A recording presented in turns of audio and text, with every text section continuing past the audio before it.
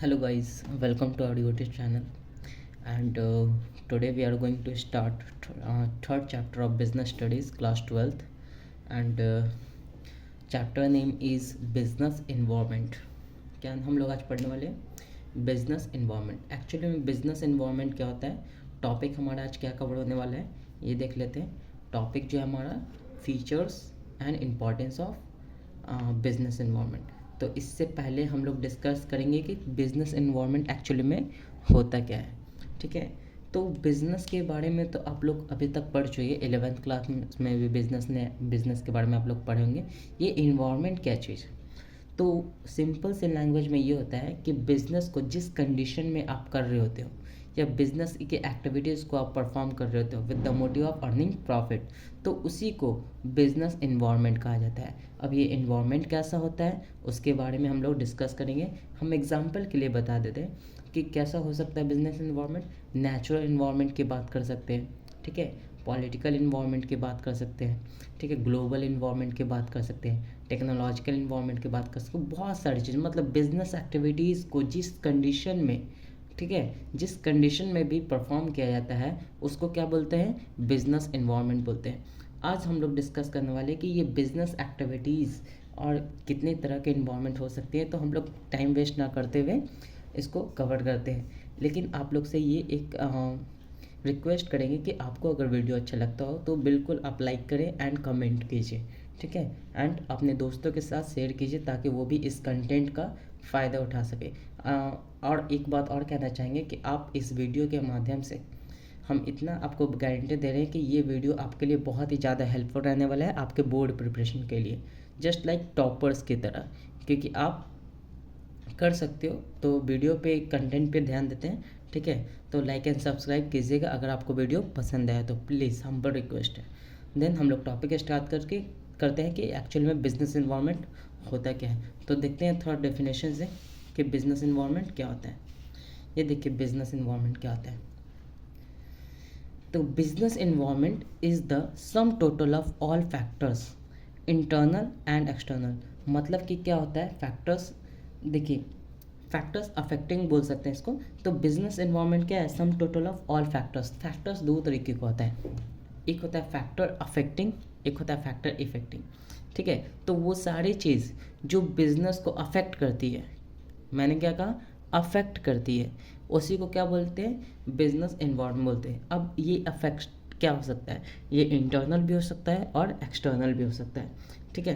तो फिर से देखते हैं, business environment is the sum total of all factors, मतलब वो सारे factors, it may be internal and external.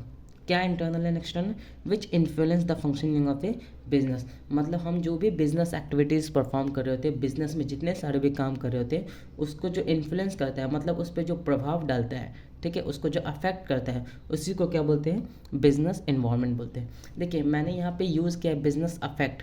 बहुत लोगों को कन्फ्यूज़न रहता है कि बिजनेस अफेक्ट और इफेक्ट में क्या डिफरेंस है. क्या बोले, अफेक्ट, अफेक्ट मतलब क्या होता है, एक होता है इफेक्ट. इफेक्ट क्या होता है, देखिए अफेक्ट का मतलब होता है कि बिजनेस को पॉजिटिव भी इम्पैक्ट कर सकता है और नेगेटिव भी, इसमें दोनों इन्वॉल्व होता है. क्या, पॉजिटिव और नेगेटिव दोनों, ठीक है. इफेक्ट में सिर्फ कौन इन्वॉल्व होता है, सिर्फ नेगेटिव इन्वॉल्व होता है. तो मैंने क्या बोला, बिजनेस इन्वायरमेंट में क्या, वो सारे फैक्टर्स जो बिजनेस को अफेक्ट करते हैं, क्या अफेक्ट करते हैं, मतलब ये पॉजिटिवली भी हो सकते हैं और नेगेटिवली भी हो सकते हैं. लेकिन अगर हम इफेक्ट यूज़ कर देते वर्ड तो इसको क्या बोलते हैं, सिर्फ नेगेटिव. क्लियर है. तो वही चीज़ बोला गया कि बिजनेस इन्वायरमेंट को वो उन सारे फैक्टर्स को इंक्लूड करता है जो इंटरनल भी हो सकता है और एक्सटर्नल भी हो सकता है, जो बिजनेस की एक्टिविटीज़ को क्या कर रहा है, अफेक्ट कर रहा है, मतलब कि उसको काम करने से रोकता है, या तो अच्छे पॉजिटिव वे में या नेगेटिव वे में, दोनों हो सकते हैं. अब ये इंटरनल और एक्सटर्नल क्या बोला है, तो उसको हम देखते हैं. किसी भी बिजनेस एक्टिविटीज़ को क्या हो सकता है, इंटरनली भी क्या हो सकता है, उसकी एक्टिविटीज़ में काम करने में बाधाएं बन सकती हैं, और एक्सटर्नली भी. तो ये इंटरनल क्या होता है, इंटरनल देखते हैं, factors within the organisation. मतलब वो सारे फैक्टर्स जो बिजनेस ऑर्गेनाइजेशन के इंटरनली अफेक्ट करते हो बिजनेस को, वो क्या क्या हो सकते हैं, जैसे कि एम्प्लॉयज़. अब जाहिर सी बात है, एम्प्लॉयज़ जो होते हैं बिजनेस ऑर्गेनाइजेशन के, वो इंटरनल फैक्टर में आते हैं क्योंकि वो बिजनेस कंपनी के अंदर में काम कर रहे थे, ठीक है. एम्प्लॉयज़ कंपनीज कल्चर, मतलब बिजनेस ऑर्गेनाइजेशन के कंपनीज कल्चर, किस तरीके की कल्चर है आपके बिजनेस ऑर्गेनाइजेशन में, ठीक है। क्या जूनियर को रिस्पेक्ट दिया जाता है, क्या सीनियर की रिस्पेक्ट की जाती है, ठीक है। क्या नए लोगों के साथ कोई भेदभाव किया जाता है, तो वो भी क्या होता है, अफेक्ट करता है क्या, अपने बिजनेस एनवायरनमेंट को, ठीक है। नेक्स्ट पॉइंट देखते हैं, मैनेजमेंट। अब जाहिर सी बात है, कोई भी बिजनेस ऑर्गेनाइजेशन को चलाने के लिए कुछ चीज़ें की जाती है जिसको मैनेजमेंट बोला जाता है, ठीक है, ताकि काम बहुत अच्छे से परफॉर्म हो। तो ये इंटरनली ही किया जाता है, बाहर के लोग इसको नहीं कर सकते। तो ये भी क्या हो गया, इंटरनल फैक्टर हो गया। इंटरनल पॉलिसीज़, मतलब कि बिजनेस को चलाने के लिए जितने सारे भी रूल्स एंड रेगुलेशन बनाए जाते हैं वो इंटरनली बनाए जाते हैं, बाहर से इनका कोई लेना देना नहीं है। तो इसके वजह से भी कोई बिजनेस अफेक्ट कर रहा हो तो ये भी क्या होंगे, इंटरनल फैक्टर ही होंगे। मैन्युफैक्चरिंग डिफेक्ट, अगर किसी भी कारण से मैन्युफैक्चरिंग डिफेक्ट्स हो गया, मतलब प्रोडक्ट की क्वालिटी में खराबी आ गई या प्राइस कुछ ज़्यादा एक्स्ट्रा हो गया, बहुत सारे रीजंस हो सकते हैं, ठीक है। या फिर कोई लेबर या फिर वर्कर्स या एम्प्लॉयज़ की वजह से क्या हो गया, मैन्युफैक्चरिंग डिफेक्ट्स आ गया, तो वो भी इंटरनल फैक्टर होंगे। देन स्ट्राइक या फिर लॉकआउट्स, ये होते हैं जो लेबर्स होते हैं या फिर वर्कर्स होते हैं, वो क्या हो गया कि अपने मांगों को पूरा ना होते हुए या कुछ चीज़ें हैं जो ऑर्गेनाइजेशन की उनको पसंद नहीं आ रही, जिससे डिससेटिस्फाइड होकर क्या होते हैं, वो स्ट्राइक कर देते हैं या फिर लॉकआउट कर देते हैं। तो ये इंटरनली इशू है जो हमारे बिजनेस को क्या कर रहा है, हार्म पहुंचाने की कोशिश कर रहे हैं, ठीक है, जो हमारे बिजनेस पे प्रभाव डाल रहे हैं। तो इसको क्या बोलेंगे, इंटरनल फैक्टर। तो वही तो बोला गया बिजनेस एनवायरनमेंट को कि वो सारे फैक्टर जो हमारे बिजनेस को करने के लिए इंटरनली और एक्सटर्नली क्या करते हैं, अफेक्ट करते हैं, उसी को तो क्या बोला गया, बिजनेस एनवायरनमेंट बोला गया, ठीक है। तो इंटरनल एनवायरनमेंट समझ में आ गया आपको। अब देखते हैं एक्सटर्नल एनवायरनमेंट क्या होता है। तो एक्सटर्नल एनवायरनमेंट यहाँ से क्लियर होगा। देखिए, एक्सटर्नल इन्वायरमेंट किसे कहते हैं, external environment factors outside the organisation which can be, मतलब कि वो सारे फैक्टर्स जो हमारे बिजनेस को कैसे अफेक्ट कर रहे होते हैं, बाहरी रूप से अफेक्ट कर रहे होते हैं, उसको क्या बोलते हैं, एक्सटर्नल फैक्टर। अब देखो, एक्सटर्नल फैक्टर भी दो तरीके के होते हैं, एक माइक्रो लेवल पे हो सकता है, माइक्रो, एंड दूसरा होता है मैक्रो। अब माइक्रो क्या बोला है, माइक्रो का मतलब आई, देखिए MI से मतलब क्या होता है, इंडिविजुअल, मतलब एक छोटे से कारण हो सकते हैं, क्या हो सकते हैं, एक सिंगल इंडिविजुअल आपके बिजनेस को अफेक्ट कर दे रहा है, आपके बिजनेस को इन्फ्लुएंस कर दे रहा है, तो उसको क्या बोलेंगे, माइक्रो, ठीक है, माइक्रो इन्वायरमेंट। देन होता है मैक्रो, एग्रीगेट, मतलब पूरे लोग, मतलब कि बहुत सारी कम्युनिटीज़ एक साथ हम जब कंबाइन करके जोड़ेंगे और उसके वजह से हमारे बिजनेस को हार्म पहुंच रहा है या इन्फ्लुएंस हो रहा है, तो उसको क्या बोलेंगे, मैक्रो इन्वायरमेंट, ठीक है। तो जैसे कि हम बात कर रहे हैं क्या, कि हमारे ऑर्गेनाइजेशन में एक कस्टमर की वजह से क्या हो गया, हमारे बिजनेस को अफेक्ट हो रहा है, तो हो सकता है छोटे से, लेकिन हम बोलेंगे कि हमारे पूरे इंडिया के कस्टमर की वजह से क्या हो रहा है, हमारे बिजनेस का अफेक्ट कर रहा है, तो किस में आएगा, मैक्रो इन्वायरमेंट। लेकिन एक इंडिविजुअल की जब बात की जाएगी तो क्या होगा, इंटरनल। जैसे कि कस्टमर्स क्या होते हैं, छोटे मोटे कस्टमर्स होते हैं जो रेगुलर बेसिस पे खरीद रहे होते हैं, या उनकी वजह से कोई आ रहा है, मतलब छोटे लेवल पे जिसकी वजह से हमारे बिजनेस को हार्म पहुंच रहा होगा या अफेक्ट हो रहा होगा, उसकी वजह से होगा, तो उसको क्या बोलेंगे, माइक्रो इन्वायरमेंट। सप्लायर्स छोटे लेवल पे होता है, कॉम्पिटिटर छोटे लेवल पे होता है, ठीक है, तो इसको क्या बोलेंगे, माइक्रो। इंडिविजुअल्स मतलब छोटे लेवल की जब बात की जाएगी जिसकी वजह से हमारे बिजनेस का अफेक्ट हो रहा है, तो उसको क्या बोलेंगे, माइक्रो इन्वायरमेंट। क्लियर है। देन आते हैं मैक्रो इन्वायरमेंट, उसको आते हैं बड़े लेवल पे जब हमारे बिजनेस एक्टिविटीज़ क्या हो रही है, इन्फ्लुएंस हो रही है, तो वो क्या हो सकता है, मैक्रो इन्वायरमेंट। अब देखो, जैसे कि पॉलिटिकल क्या है, छोटे लेवल पे होता है या बड़े लेवल पे होता है, बड़े लेवल पे होता है तो उसको कैसे इन्वायरमेंट बोलेंगे, मैक्रो इन्वायरमेंट बोलेंगे। कैसे इन्वायरमेंट बोलेंगे, मैक्रो इन्वायरमेंट। देन आता है इकोनॉमिक। अब पूरी इकोनॉमी की बात करें कि हमारे देश की GDP क्या है, किस कंडीशन में है, इन्फ्लेशन अच्छा है या डिफ्लेशन चल रहा है या फिर रिसेशन होने वाला है, तो इन सारी चीज़ों की वजह से क्या हो रहा है, हमारे बिजनेस को हार्म पहुंच रहा है, तो उसका हार्म पहुंच रहा है या अफेक्ट हो रहा है हमारे बिजनेस ऑर्गेनाइजेशन, उसको क्या बोलेंगे, मैक्रो इन्वायरमेंट। सोशल इन्वायरमेंट, आपको क्लियर है, पूरे सोसाइटी की बात की जाए, टेक्नोलॉजी, जाहिर सी बात है, देखिए 4G आता है तो क्या किसी एक मोहल्ले में आता है, नहीं, किसी एक शहर में आता है, नहीं, किसी एक स्टेट में आता है, नहीं, पूरे ऑल ओवर इंडिया में, मतलब बहुत बड़ी लेवल की बात की जा रही है, तो इसको क्या बोलेंगे, मैक्रो इन्वायरमेंट बोलेंगे। बहुत बड़े लेवल पे जब चेंज आता है तो उसको मैक्रो इन्वायरमेंट बोला जाता है। लीगल चेंजेस, लीगल भी वैसे ही आता है, बहुत बड़े लेवल पे ही काम होता है, क्योंकि वो पार्लियामेंट में हो गया पास या स्टेट लेवल पास होता है, तो पूरे राज्य में या फिर पूरे देश में इसका क्या हो जाता है, इसकी वजह से हमारे बिजनेस को अफेक्ट करता है, तो उसको मैक्रो लेवल पे बोल सकते हैं। इन्वायरमेंटल फैक्टर्स भी बोल सकते हैं, ठीक है। अब देखते हैं सिंपल लैंग्वेज में जब आपको बोला जाएगा कि what do you understand by business environment, तो कुछ नहीं करना है आपको, बिजनेस एनवायरनमेंट का डेफिनेशन देना है, देन इंटरनल और एक्सटर्नल फैक्टर को आप एक्सप्लेन कर दीजिएगा तो आपका मैक्सिमम नंबर मिल जाएगा, ठीक है। एक अब देखते हैं कि बिजनेस इन्वायरमेंट का फीचर्स क्या है, कैसा होता है बिजनेस इन्वायरमेंट। हम लोगों ने अभी तक डिस्कस किया कि बिजनेस इन्वायरमेंट क्या है, उसका डेफिनेशंस देख लिए। अब इससे पता कर लेंगे कि बिजनेस इन्वायरमेंट के फीचर्स क्या होता है, कैसा होता है बिजनेस इन्वायरमेंट, क्या होता है। तो एक एक पॉइंट करके हम लोग क्या करते हैं, समझते हैं कि फीचर्स ऑफ बिजनेस इन्वायरमेंट क्या होते हैं। फर्स्ट पॉइंट यहाँ देखिएगा, डायनेमिक नेचर। अब बिजनेस इन्वायरमेंट कैसे नेचर का होता है, डायनेमिक नेचर का होता है। ये डायनेमिक नेचर क्या है, तो बदलने वाली चीज़ है, गतिशील।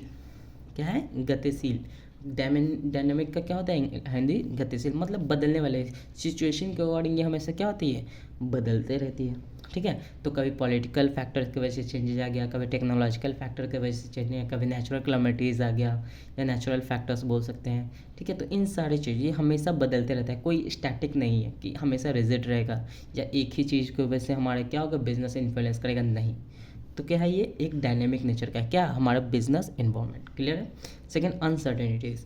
अब क्या होता है, अनिश्चितता। इसमें कुछ भी निश्चित नहीं है, कभी भी कुछ भी अनसर्टेनिटीज़ हो सकता है, कभी भी कुछ भी हो सकता है। इसका कोई आप कौन जान रहे हैं कि अभी कौन सी गवर्नमेंट है, नेक्स्ट लेवल, नेक्स्ट अभी चुनाव होने वाला है, नेक्स्ट ईयर चुनाव होगा तो गवर्नमेंट बदल जाएगी, उसकी पॉलिसीज चेंज हो जाएगी, जिसकी वजह से हमारे बिजनेस को अफेक्ट हो सकता है।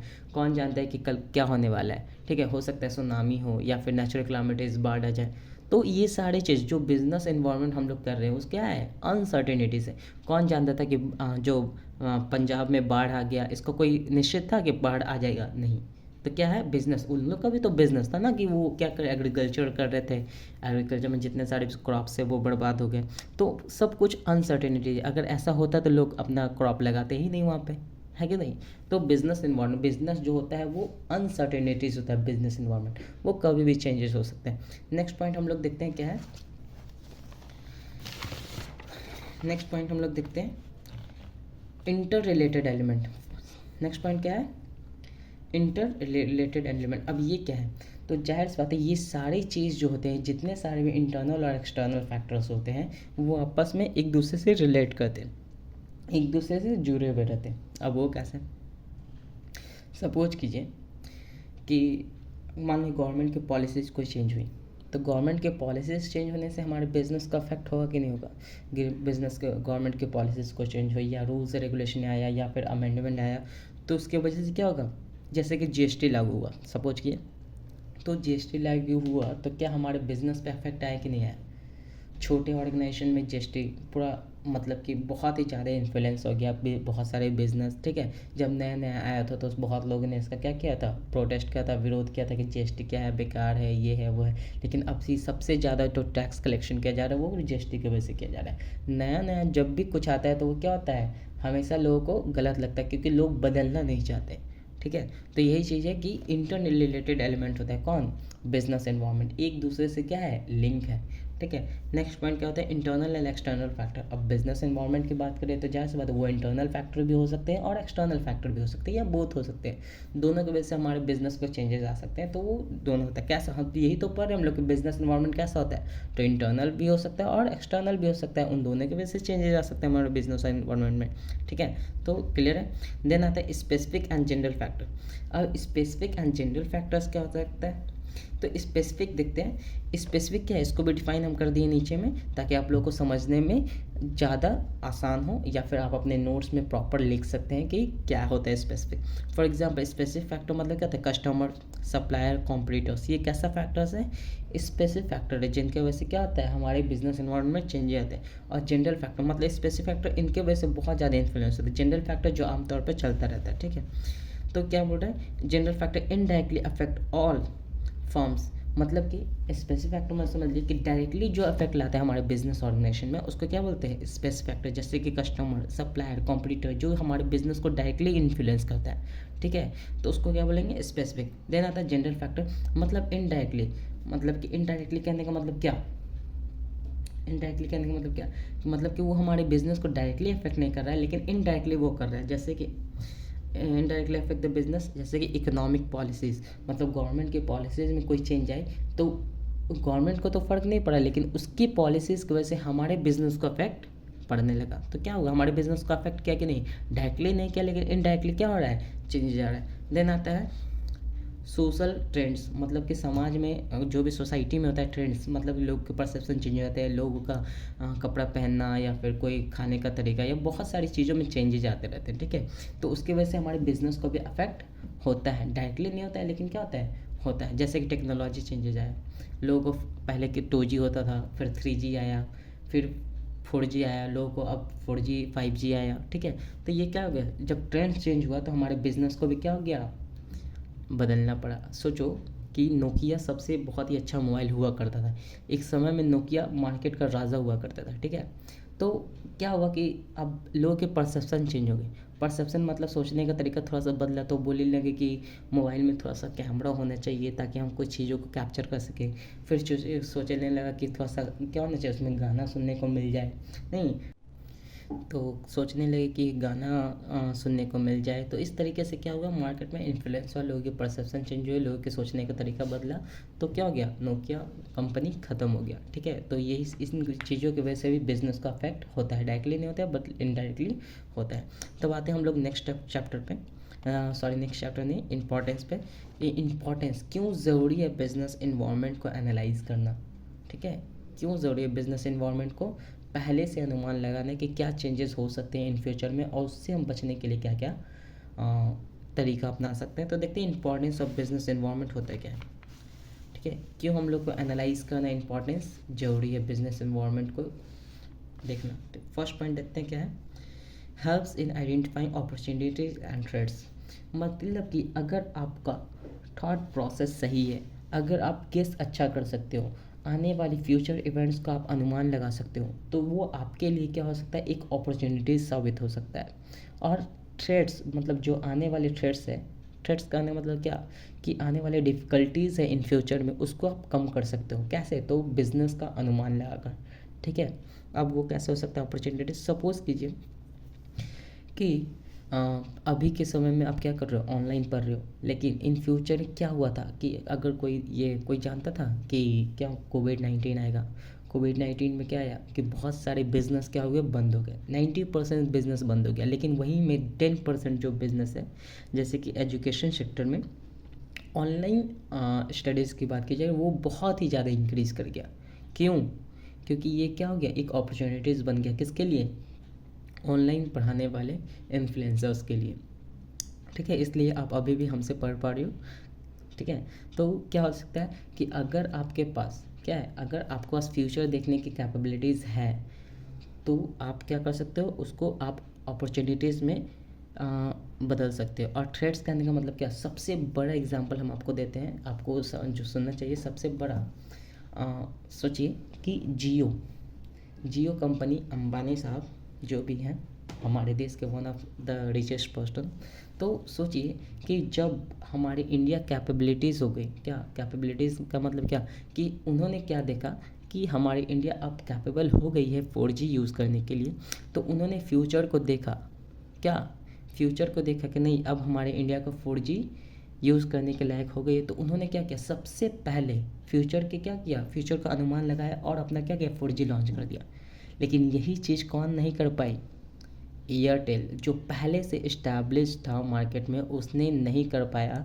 वो पहला जिसको अपॉर्चुनिटीज़ में वो तब्दील कर सकता था, वो नहीं कर पाया, ठीक है। तो वो किसने किया, जियो ने किया, जिससे कि देखिए आज दो ही कंपटीशन बचा हुआ है मार्केट में, एक जियो और एयरटेल। लेकिन सबसे बड़ा एडवांटेज किसको मिल गया, जियो को। क्यों, क्योंकि उसने फ्यूचर को अनुमान लगा लिया था।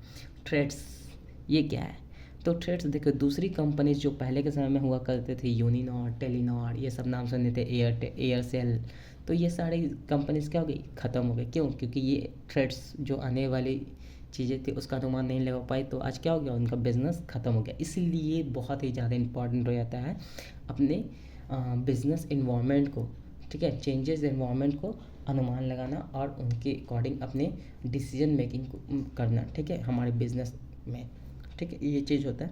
नेक्स्ट पॉइंट देखते हैं, helps in planning and policy making. क्या होता है, helps in planning and policy making. जाहिर सी बात है कि अगर आप फ्यूचर इवेंट्स या फ्यूचर में होने वाली दुर्घटना को, ठीक है, या फिर जो भी इवेंट्स होने वाले इन फ्यूचर, आप उसका गेस कर सकते हो या अनुमान लगा सकते हो, तो उसके अकॉर्डिंग आप क्या कर सकते हो, प्लानिंग कर सकते हो। ठीक है, अपने पॉलिसी बना सकते हो।